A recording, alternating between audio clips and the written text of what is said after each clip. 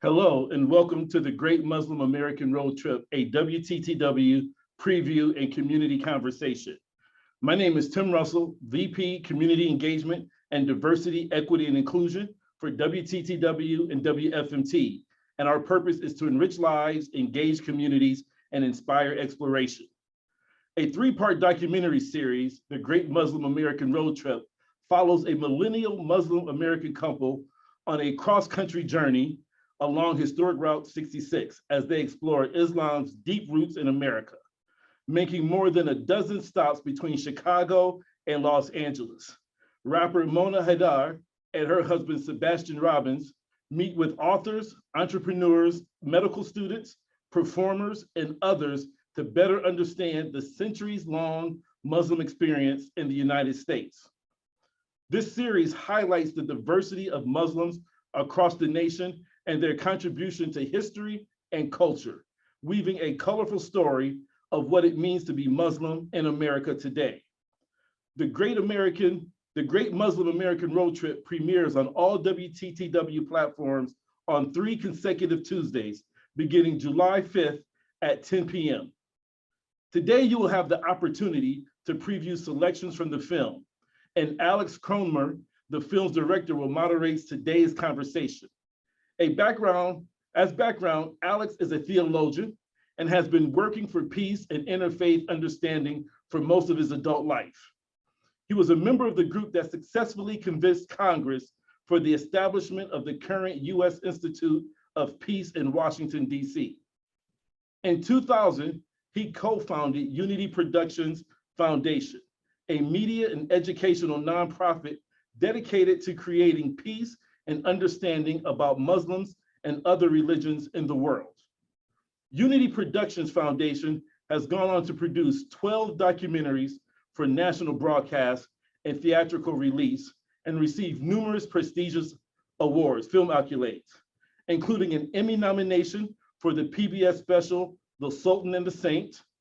His most recent production, an animated film about a Syrian refugee girl called Lama's Poem, has been officially selected in 6 major film festivals and counting since its debut in June 2021, and is expected in theaters in 2022. In addition, his organization has launched dozens of interfaith and peacemaking projects in the United States and abroad. Now, let's watch the trailer for the Great Muslim American Road Trip, followed by the film's director, Alex Kronemer, who will introduce our panelists and will moderate today's discussion. All he needed was a wheel in his hand and 4 on the road. I don't know, it sounds pretty good to me. I mean, I also need you. Aww. Yeah. I'm Mona Haydar. Woo, Mona! Where you going? And this is my husband, Sebastian Robins. Hey, babe. Hey, here we come. We're on the road for 3 weeks, Yeah, you think Route 66, you think Heartland. taking time out of our busy lives as parents, educators, We're taking back the narrative. and managing my music career Bonjour, Mona Haydar. to follow the Muslim thread woven through the fabric of our country. Muslims have always been part of America since the colonial era. And we're reconnecting with each other along the way. What a miracle it was to meet you and to start our life together. Should I do kiss you and hug you? You're so awkward, dude. We're taking the Great Muslim American Road Trip. Just put a little fire in my belly. On this episode, The American story is the Muslim story. That made me, like, giddy. If you save one person's life, it's like you saved all of humanity. She said, go take shelter now. There's this person named Muhammad Ali Yes. who is a worldwide phenomenon.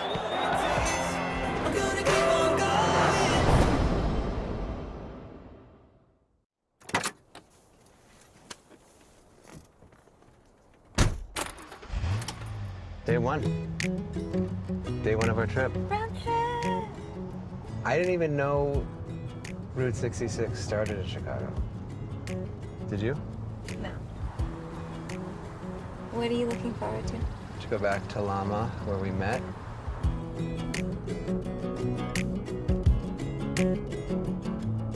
How are you feeling about the next 3 weeks. Spend time with you. Aw, me too. Are you fearing anything?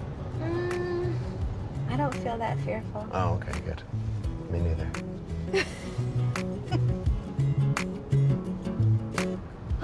Students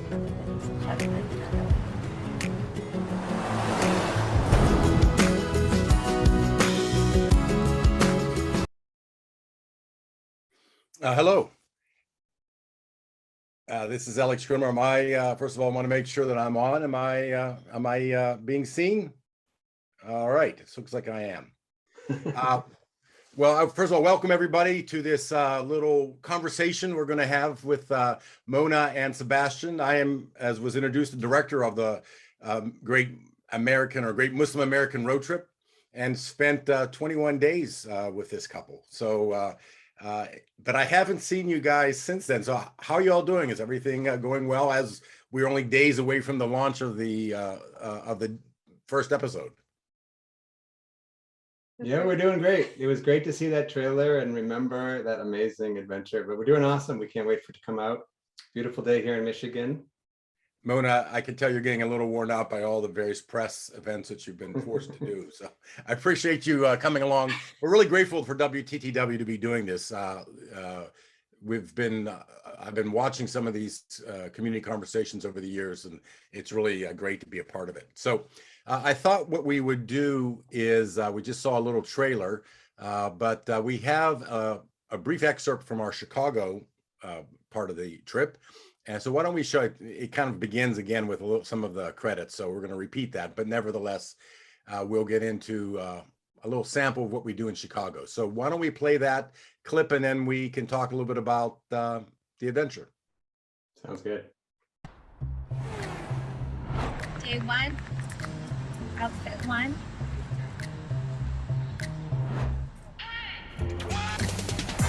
So today we're kicking off our trip by exploring the jewel of the Midwest, and that's where Route 66 technically begins. There's Chicago. Dang, big city. What is it, Gotham City? Gotham City's New York. I thought Gotham was supposed to be Chicago. No, Batman. I know. Gotham, I New thought York it was City. supposed to be Chicago. Hey, dude, I don't know anything about comics, and I know that. Chicago is What is Gotham City supposed to be? not even worth asking. Okay, fine. New Jersey. I don't think I'm right.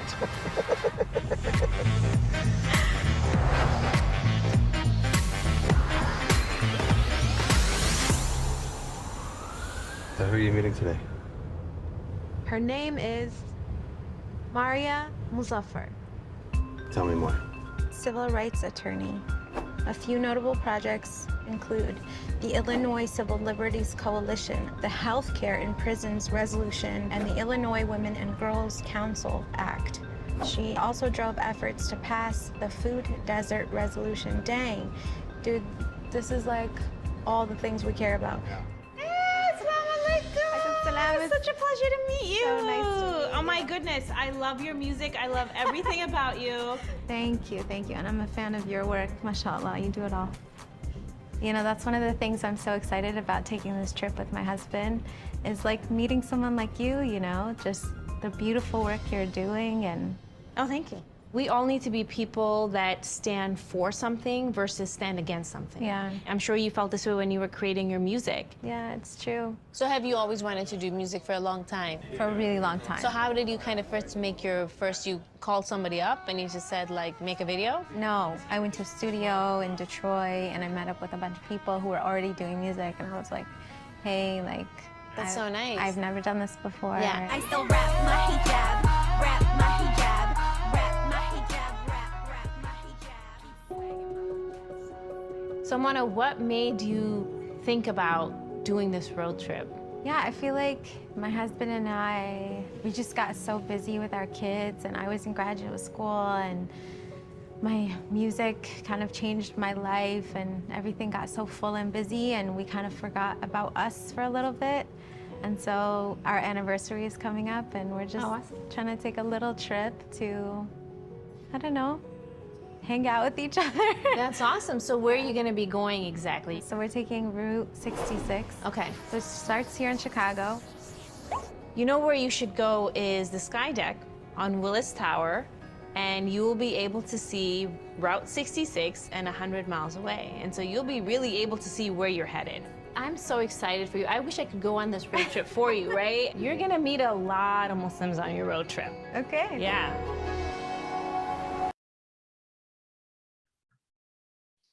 All right. Well, that's how we start the film. And over the course of the next 3 hours, the next 3 episodes, the audience gets to know you both very well. But for those of you tuning in now, before the show begins, let me just read a quick little bio we have written up here, just to introduce you both to the audience tuning in. So here it goes. I'm just gonna be reading from the teleprompter here. So this is not coming right off my head.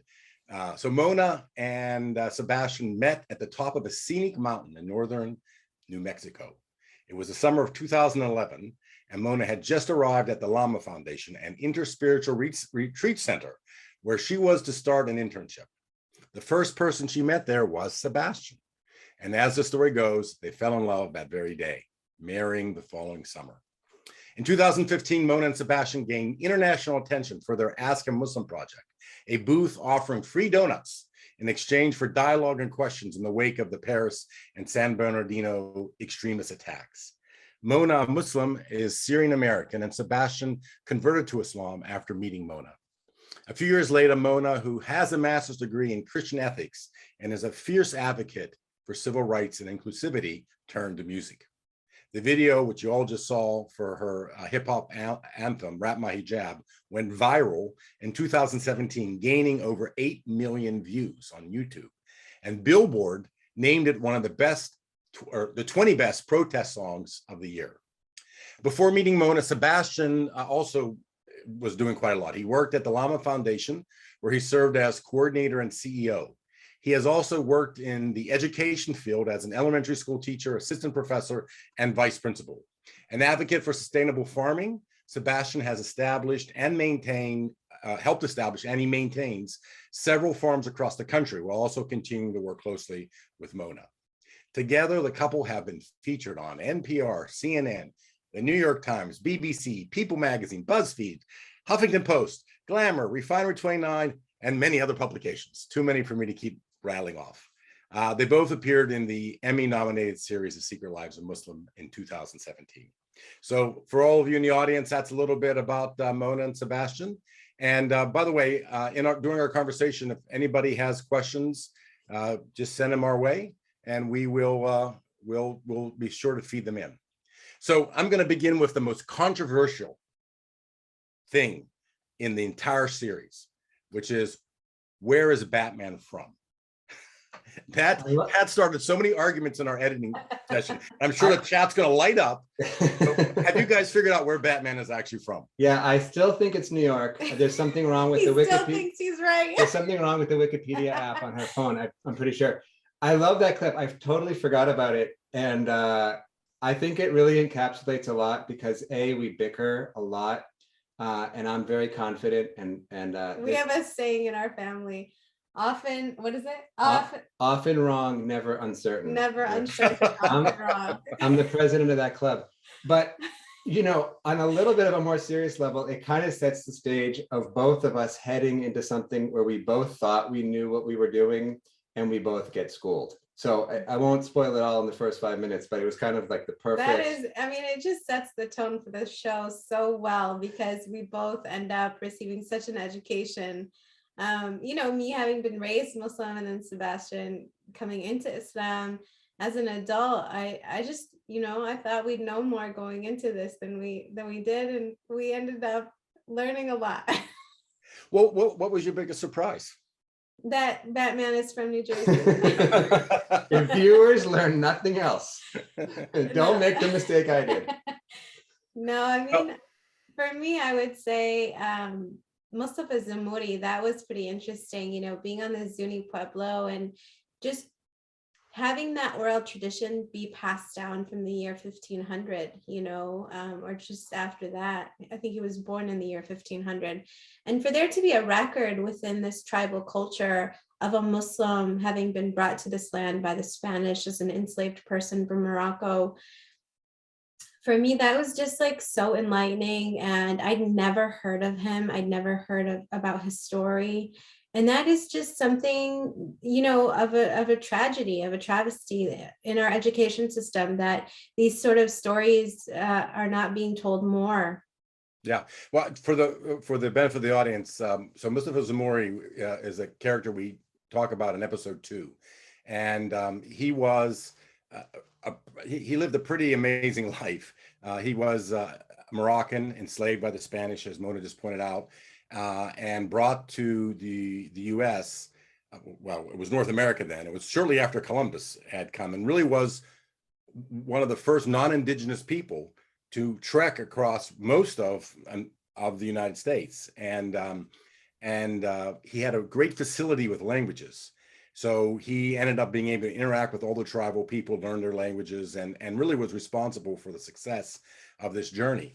And as Mona's saying, it's one of those stories that, I mean, it's not in history books largely, but it's been preserved in the tribal memory of this place that Mona and Sebastian went to, as it's been passed down generation to generation, story of who he was, because he had interacted with the people from their area. So how about you, Sebastian? Sorry, go ahead. Yeah, I was just going to say, I just love that we heard that story straight from the mouth of a man who grew up on the Zuni Pueblo, who that tradition was passed down to him from his elders, all the way from the year 1500.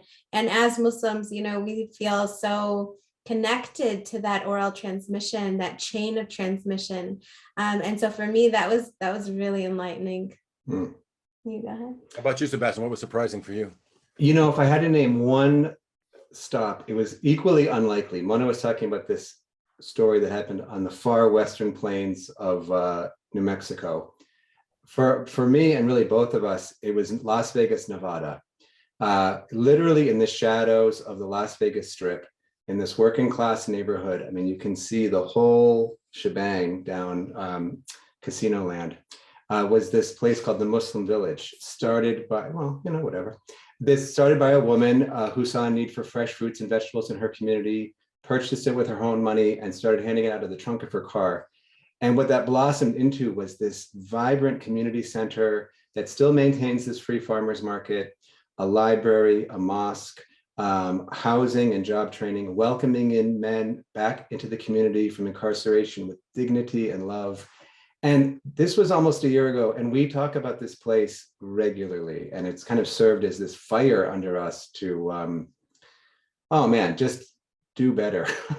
But the people we met, and you see people hugging in the background, it's this bright, beautiful day, and it really conveys, you can attest to this, Alex, just the vibrancy and people living their faith, living their belief in God on this planet in the present moment, with just fierceness and just amazing service. So that, to me, if I had to pick one place to go back to, I'd go there. Well, we actually have a clip from the Las Vegas, so we'll get that queued up and maybe play it. And let me just say, because sometimes the question comes up, does Route 66 even still exist? Well, actually, it doesn't. To a large degree, it's been decommissioned. There are parts of it you can actually drive on, and we drove on as many of those parts that we could. A lot of time there's a road that goes alongside of it, so we're kind of following the trail, but not actually on the route. But at one point we had to take a couple detours, and one of the detours was Las Vegas. Las Vegas actually isn't directly on Route 66; it's a jot to the north. But we went there, and there was actually a lot of. We'll talk about maybe some of the other ones, but a lot of amazing encounters. But let's play the clip of the Muslim village.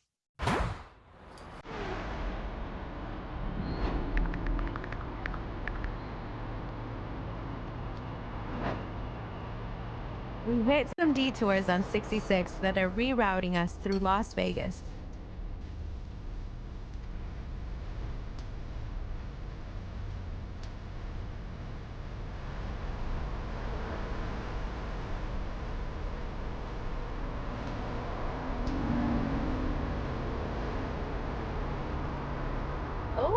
Gordon Ramsay's restaurant. Can you get a picture of that? Oh, the Venetian. That's a famous one too. Oh, Mona, look. The Sahara. You know what's funny is that's the world's largest gift shop. See? The city of Las Vegas thanks you. You know what? You're welcome.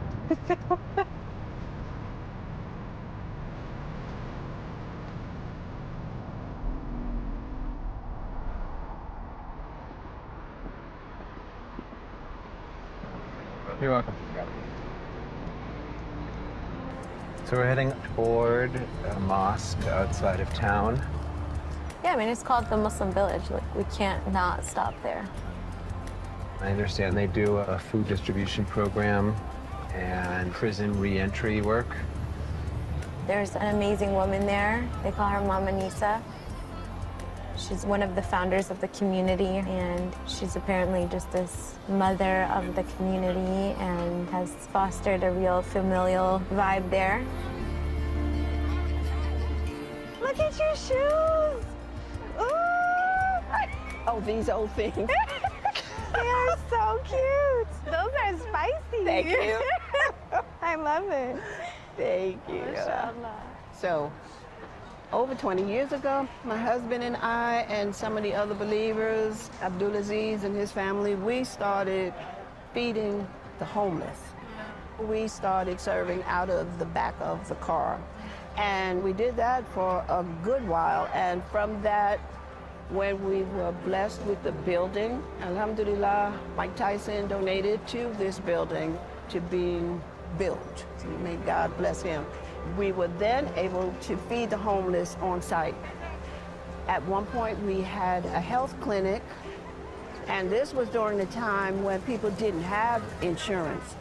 We did that for years, having free services.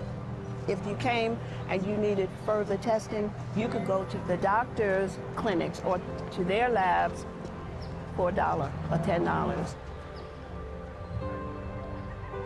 So the farmers market was an idea we came up with because there are farmers markets totally surrounding this impoverished area. In the white communities, and then in the black community, there's not. Nothing, absolutely nothing. So we decided that we would do a free farmers market, and the neighbors are welcome to come and get whatever they need. What you see taking place now, this gift of giving, has always been a part of Africa. The Africans shared at the same table, the same plate. They shared from the same hunt. I just wanted to go back to something you were saying before, that there was something that was familiar in Islam. The way you described it sounded much more like an indigenous homecoming. And I remind our young students that unlike the movies, those Africans that they brought here were not living in jungles.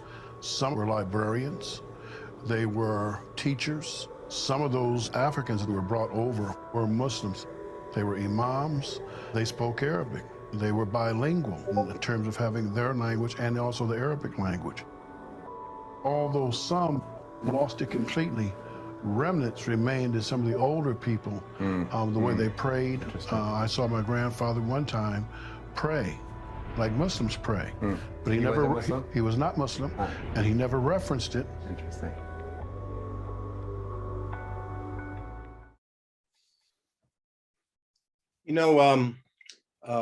Part of what we do in the show, we're trying to. I mean, the trip takes us naturally to meeting Muslims in past and present, and actually the future. We meet in many places some younger people who are doing the kinds of things, getting kind of education is going to make them contributing to America for the next 50 years.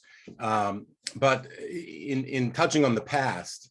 So the Muslim village was the present people doing, but in this last segment, you heard the discussion happening about African-American, enslaved Africans who were Muslim. And I know, Sebastian, you had, you both actually had a conversation in Springfield with a professor who talked a little bit about that. Maybe you can share some of the ideas or some of the things you learned from that conversation. Yeah. I have to say, just seeing those clips brought me chills, and from Las Vegas. And there were two things that Mama Nisa said that really stood out.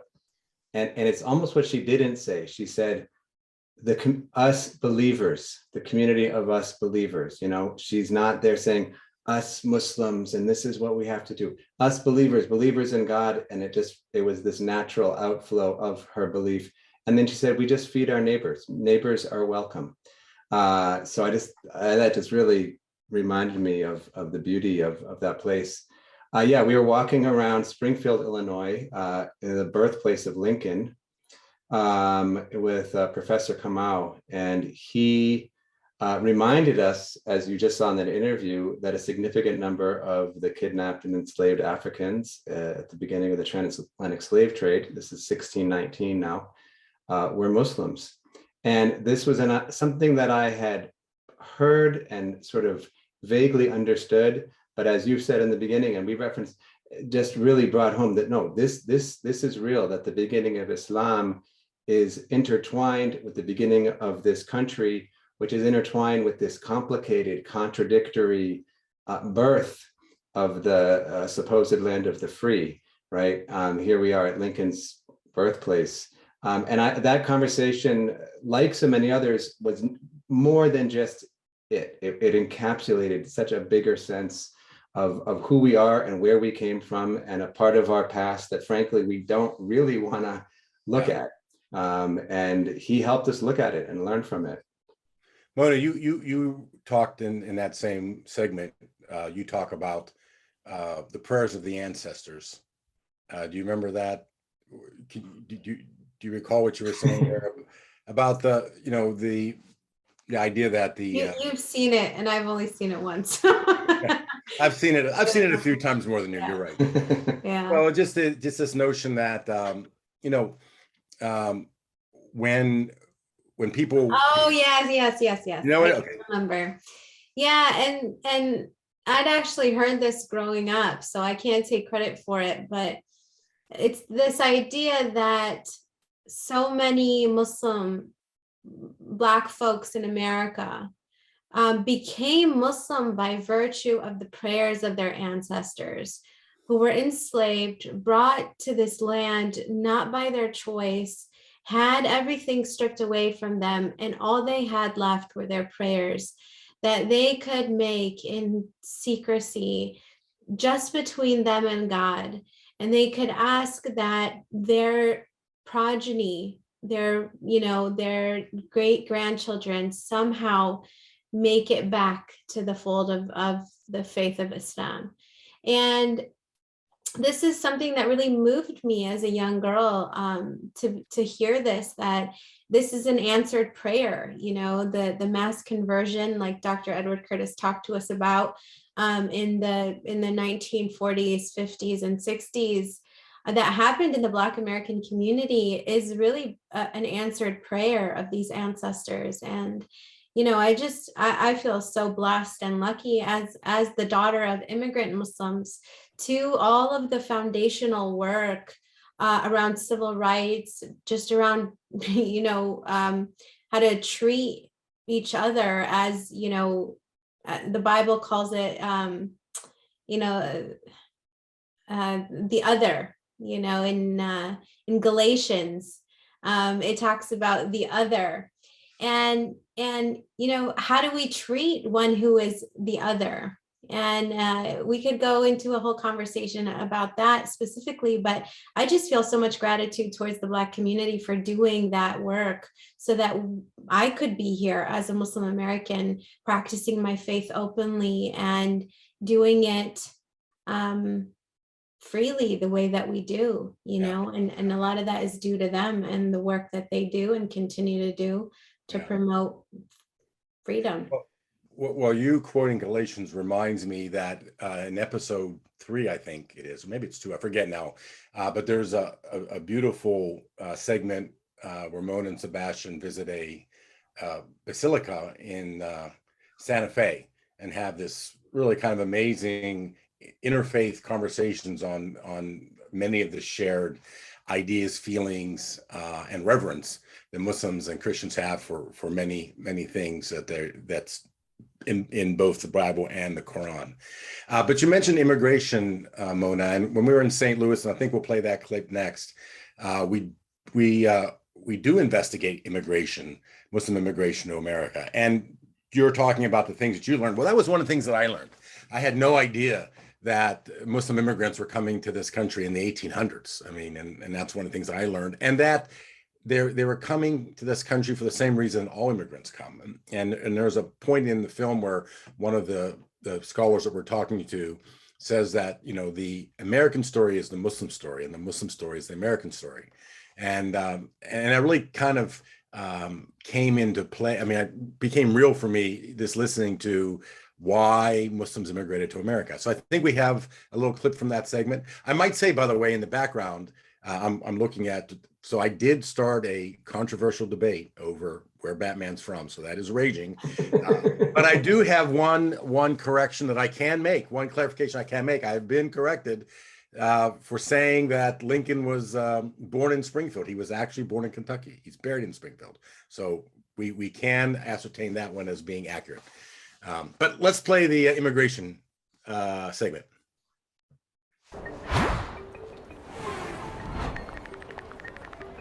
We are so excited for our personalized tour through St. Louis's 150 years of Muslim history. Muslims began to voluntarily immigrate to the United States in larger numbers, you know, after the Civil War. Most of them who came at that time would have been from what many people know as the Middle East, the countries of Palestine, Jordan, but especially Syria and Lebanon.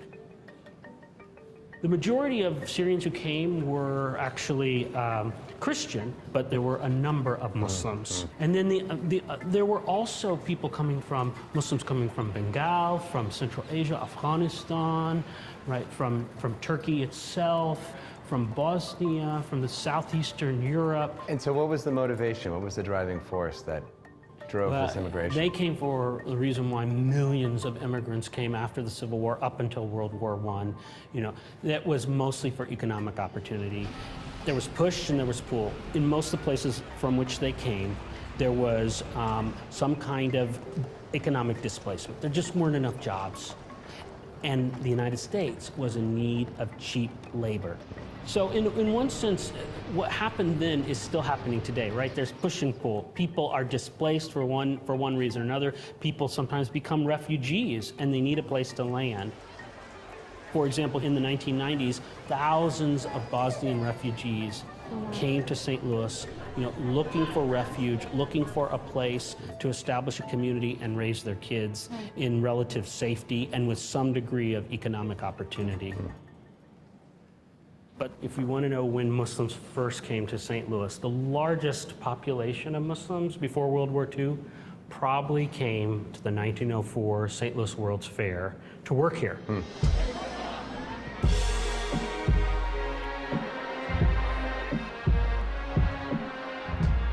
So here's a map of the fair. And one of the things that sometimes people forget about the fair is Jerusalem was reproduced at a 1-to-1 scale, the old city of Jerusalem, Al-Quds. What? And so you see it right in the center there. The Mosque of Omar, the Dome of the Rock, it was 1-to-1 scale. And they had the Church of the Holy Sepulchre and the Kotel or the Wailing Wall. It was all right there. And then you look, Morocco's right next door. My relatives came because of that, because of these fairs, right? And maybe a long-lost relative of yours came, some long-lost cousin. Yeah. But I want to show you where actually most of the Muslims from the fair came from. Okay. For the 1904 World's Fair, the organizers imported 1,100 people from Philippines. It's the largest single foreign population. And among their number were hundreds of people from southern Philippines, or the island of Mindanao. And this is where Muslims lived. These were called Moros, or Moors, Muslims. They were wildly popular in the fair. They called the Moros semi-civilized. They displayed savages like pygmies at the fair. And then they contrasted them with all of the, you know, white culture, which was seen as civilized and industrial and modern. But the Moros and the Muslims in general stood right in between. They were right in the middle. They were They got an upgrade. civilized. Right. I don't know if you know, but I have a song called Barbarian about that exact topic. So that's a very sore spot for me.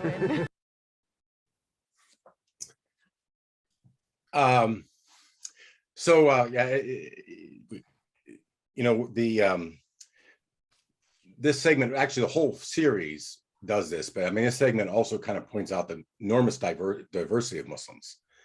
I mean, we often, the stereotype is Muslims are Arabs, and in fact, Arabs make up the very smallest percentage of Muslims worldwide. And as the series goes on, we meet Muslims from Thailand, we meet Muslims from, the whole world. So to me, that's one of the things we learned. I thought it'd be interesting, maybe you two can just tell a brief immigration story. What's the immigration story for your family, Mona? Maybe for yours, Sebastian. I'll share one from mine that I've always, I just think about all the time. My great grandmother was from England, and she came with her 4 children at that time. She ended up having 7 more after she was in America, but she came in the early 1900s, and she couldn't read or write. And so when she left her home in England, she left, I don't know, a dozen brothers and sisters, and her parents were still alive. She never knew what happened to them. It's not like today. They didn't exchange letters, so she never knew what happened to her parents, her family, and they never knew what happened to her. And that's kind of like, it's hard to imagine, but that's what immigration was during this period we're talking about. People left their families forever. And there was almost a complete break with their homeland. Now, of course, they were able to maintain those connections, but those days you couldn't. But anyway, Mona, why don't you start? What is the immigration story of your family? Yeah, my family is from Damascus, Syria. My dad is from Medan. My mom is from Sheikh Hamdin. They met, got married, and my dad had just finished medical school, and he got a placement in Chicago. So they actually started out their life in Chicago. My oldest sister was born in downtown Chicago. And they shortly thereafter moved around. They ended up in Detroit and then ended up settling in Flint. So, and then there's also stories of immigration much before that in my family, where it's likely that some ancestor came from Iraq to Syria, which is why we have the last name Haydar, which is not a common Syrian Sunni last name. So it's likely that someone came from somewhere in Iraq. So, I just know about my parents. I don't know the earlier immigration stories, but that's a likely one. And it's also said that, within my Syrian heritage, we have an ancestor who was Abu Darda, who was a famous companion of the Prophet Muhammad, peace and blessings be upon him, who settled in Syria. And then also Uthman bin Affan, who also, settled in Syria later on. So we have those stories, but who knows? We can't, there's no, ancestry.com for that stuff. So. Right. How about you, Sebastian? Is there a memorable story from your? I know less about my mom's side because her dad was an orphan, but they're largely from Western Europe, generally. My dad's dad, my grandfather, was born in Poland, in a very small village, and his father had to escape Poland because of his political organizing and what was happening in Eastern Europe at the time. They came to Brooklyn, New York in the early part of the 20th century. He became a bagel baker. He became president of the Bagel Bakers Union in Brooklyn, and I still have bagel bakers on that side of the family. And he came as Rubenstein. That was his last name. He later, I thought he had changed his name at Ellis Island and that he had been forced to, and it turns out it was much later in his life. He became a veterinarian in the 1950s, and fearing anti-Semitism, he changed his name to Robins. So there's only a small group of us who are Robins. Most of my cousins on my dad's side are Rubenstein. And my grandmother's from Russia. So I've got Russia and Poland on my dad's side and Western Europe on my mom's. Interesting.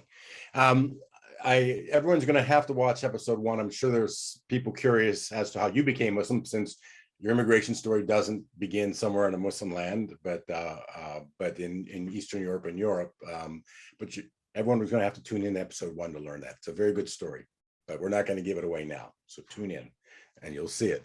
By the way, if anybody in the audience has questions, please feel free to send them. We're probably coming close to the last 15 minutes or so of our program, so send them on. But since we were talking about immigration, and we had talked about African Americans as well, Route 66 takes us to Tulsa, and Tulsa, of course, is the site of many things, including the Tulsa massacre, which actually had something to do with when African Americans began in relatively large numbers embracing Islam in the 20s. It had a lot to do with the racism that they were experiencing at that time. So we have a segment from Tulsa that also then tells the story of music. And I know that's a theme close to Mona's heart. So let's play the Tulsa Massacre and talk a little bit about music afterwards.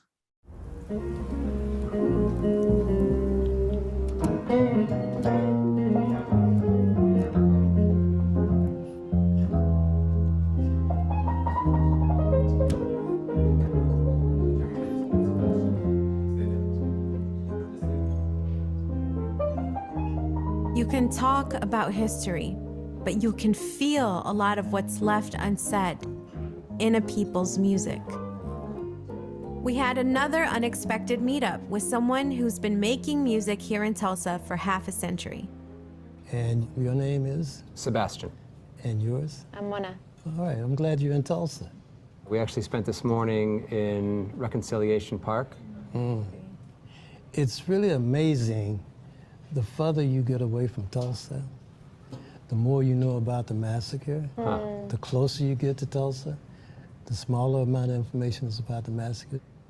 I went through all the grades, 12th grade, and not a word, except from my parents. My parents supported the massacre.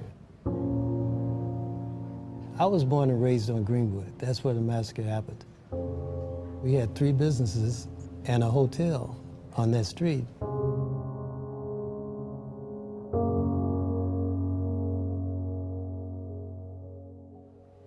Music was a very big thing, a part of Greenwood. Before the massacre, there were tons of places, clubs, churches. But not only that, there were parades that went up and down Greenwood. After the massacre, of course, all of that was wiped out.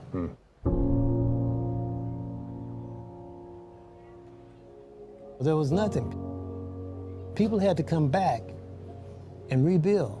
And you wonder, how in the world do you come back and rebuild after the slaughter happened? How do you do that? But slowly but surely it did. Some say stronger than it was before. Yeah. Music always helps. Yes, if you're at dinner, music helps. If you're on the elevator and it smooths the ride, you know. Mona actually also is a musician, and she's a hip-hop artist. A hip-hop artist, a musician and a hip-hop artist. I wouldn't call myself a musician. I actually, growing up, I didn't study music. I don't know how to write or read music, but I always thought in terms of melodies and sounds, and I consider myself a lyricist. I'd like for you to go to the tribes, the Indian tribes, North American tribes, the African tribes, and say the same thing. They don't read music. Yes. They go by the feeling of what's going on and what someone did before, and then they implement that, they modify that, and they put it back out. I love that so much. That's amazing. Did you ever play with any Muslim artists? Oh, yeah. I've had a lot of Muslim musicians in my band. A lot of people think that, well, Muslims don't like music. Well, that's far from the truth. There are a lot of famous people who are also Muslims. Let me give you an example. Art Blakey. Art Blakey is a drummer.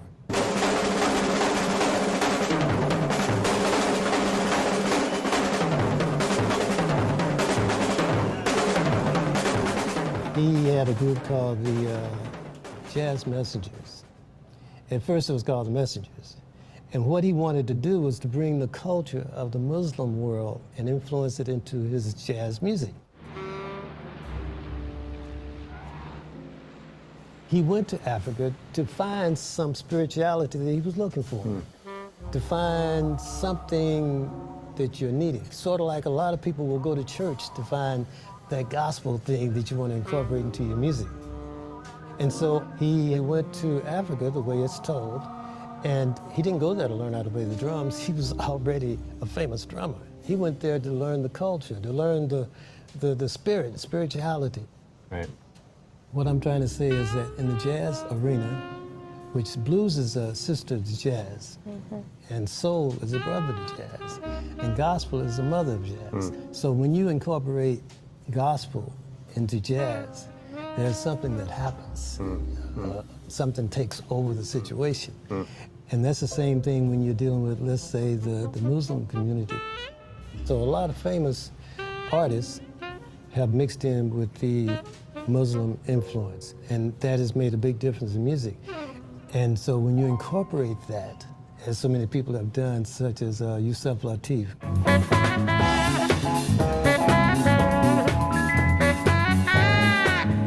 Love chant, love chant. Great saxophone player, Yes. one of the most awesome saxophone players around. And John Coltrane.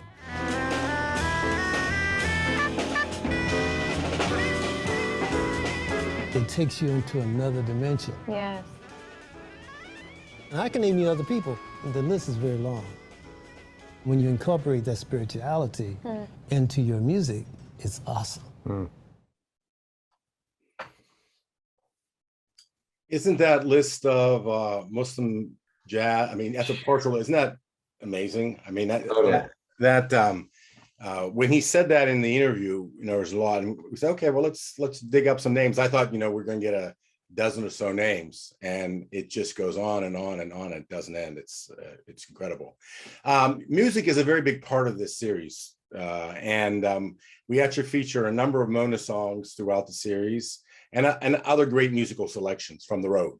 So it's, we're not really hitting too much of that right now in this little conversation, but the series is full of music and full of fun too. We're talking about some serious topics here, but there are quite a lot of moments that are very, just a lot of fun. The Route 66 is a pretty, it's got a lot of wacky and wonderful things along it, and Mona and Sebastian visit many of them along the way. So that also is interwoven.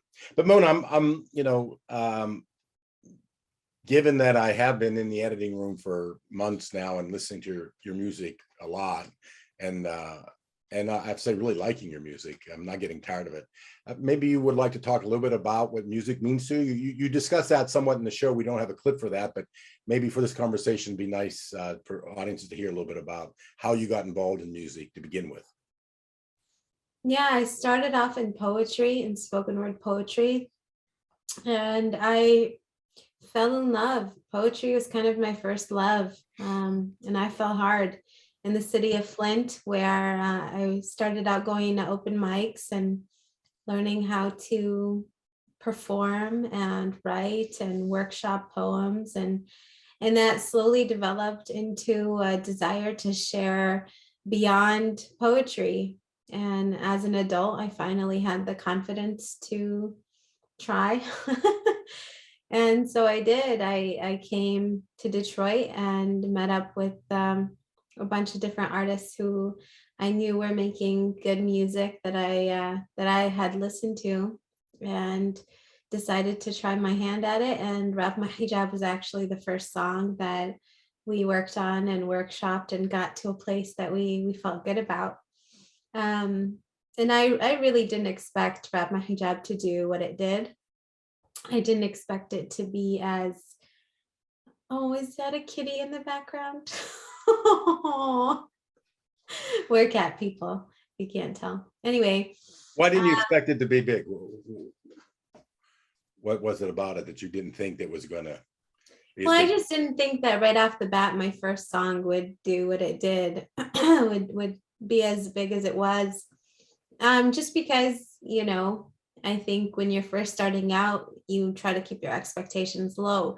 And now that's not to say that while I was writing it, I didn't feel like it was good, or I didn't feel like it could be big, because I did. I had a sense that this was a song that a lot of people would connect to and feel, because I say in the song, all around the world, love women every shade.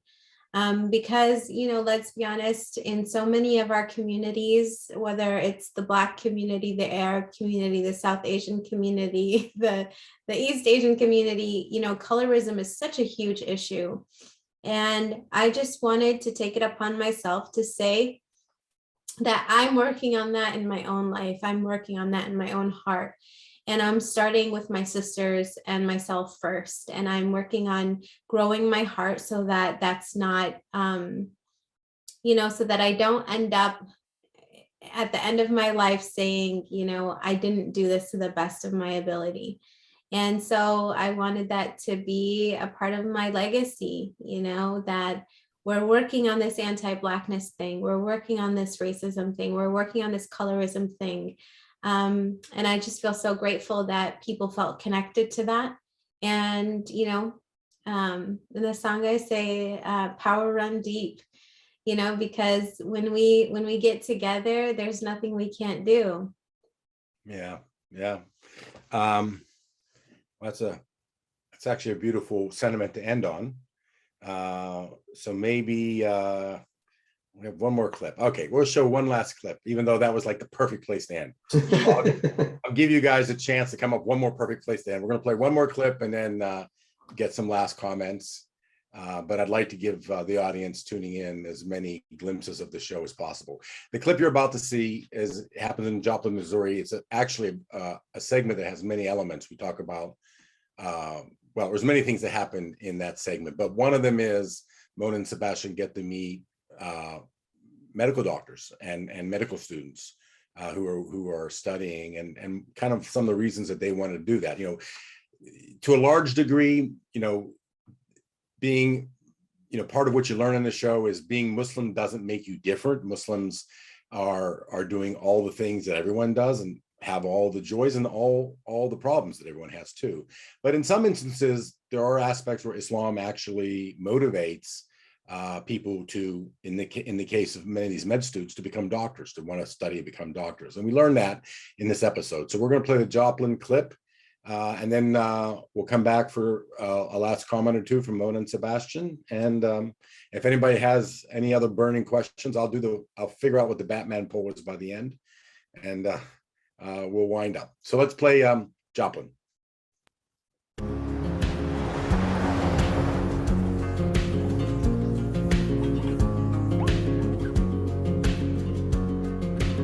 Some Muslims, and they were just like, hey, there's actually a picnic happening in the park and we'd love you guys to come. Apparently it's like a doctor's picnic, so this should be interesting since we're not doctors. But we're invited.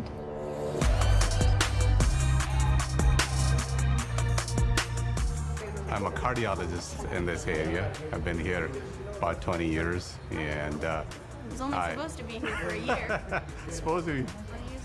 20 years later, we're still here. I have a private practice, internal medicine. Okay. And we have staff somewhere 16 to 20. I'm a doctor, but I'm kind of early retired doctor. Like I sacrificed being a physician for being a mom and a teacher. My husband, by the way, is a pulmonologist, a critical care doctor. Pulmonologist? He is, like a frontliner. That's why he's not here today. Okay. Because he's taking care of the people in the hospital. Wow.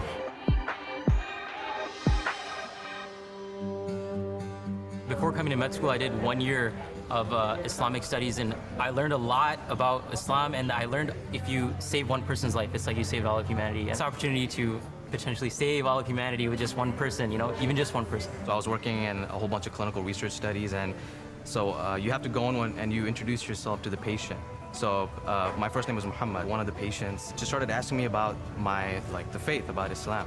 And I remember her at the end of that interaction, she just said, this is what we see on TV or here on the radio versus now I'm actually speaking to you in person.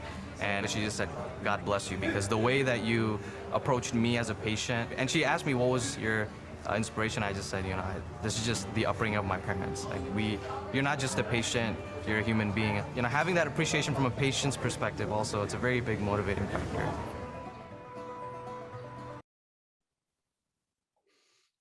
Okay. Well, we are at the end of our hour here. It's been a lot of fun for me to get a chance to kind of have this conversation with you guys.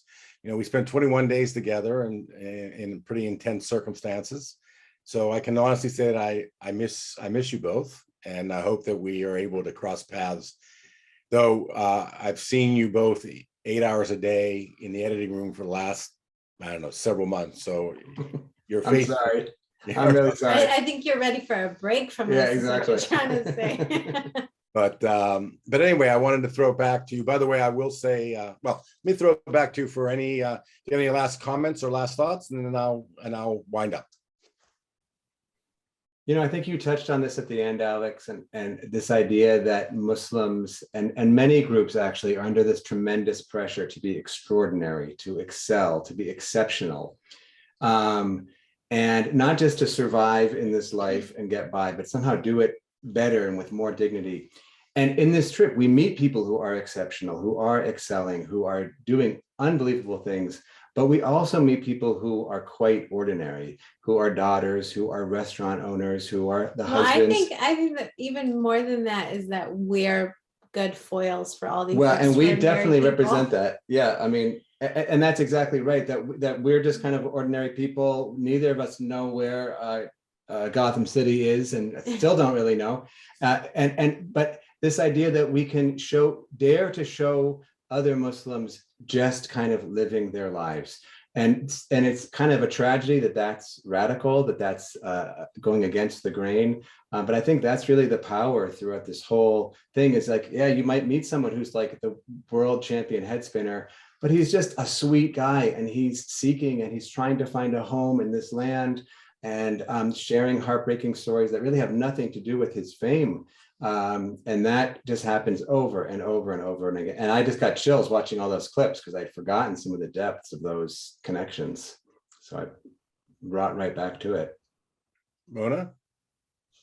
Yeah, I mean, I'll just say in closing that for me, the real beauty of this show and this opportunity is that it's about regular people, it's genuine, and there's so much reality television out. There's so many movies that try to portray Muslims, even have great Muslim writers on staff and things like that. But there's not a lot out there where just Muslims get to be regular. And I just really appreciated that you as a director and the whole team didn't expect us to be, like on and to change ourselves. And it was just a breath of fresh air to be able to be who we are and to not have to like perform for the cameras or, change or contort ourselves into people that we're not. And we really appreciated that opportunity to be vulnerable and authentic and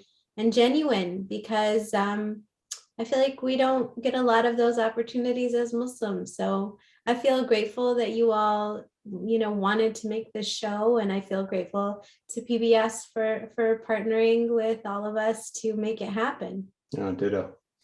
And I thank you. I appreciate those words. And I also have to throw out some thanks to, the supporters of Unity Productions Foundation. We've been making films about the Muslim story for 20 years. For PBS, and we've been doing that with the support of the American Muslim community to a large degree.